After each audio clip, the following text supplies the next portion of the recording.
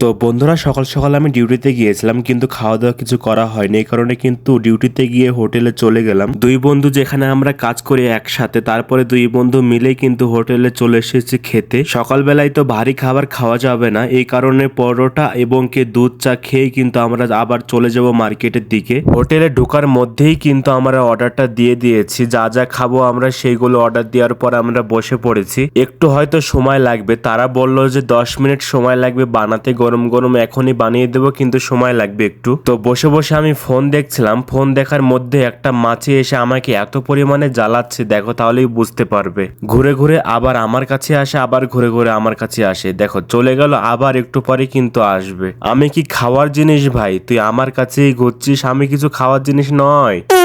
হোটেলের মধ্যে এত খাবার থাকতে আমার কাছে এসে বারবার ঘুরে ঘুরে ঘুরে ঘুরে দেখে। কেন ভাই, কেন?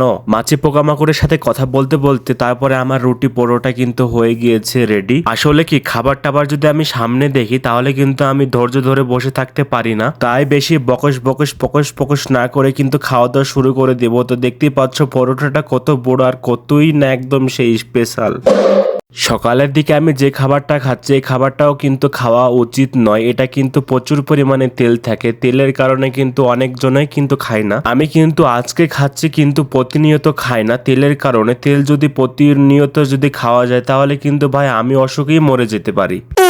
তো আজকের মতোই তো খেয়ে নিই, তারপরে অন্যদিন ভাবা যাবে কি হবে। পায়খানা যদি হয়ে যায় তো হয়ে যাক না, সমস্যা কোথায়, তাই না বন্ধুরা? এটাই কি যে তোমরাও তো আমাকে হেল্প করবে, তাই না? আমার যদি অসুবিধা হয় তাহলে তোমরা আমার পাশে কি থাকবে না?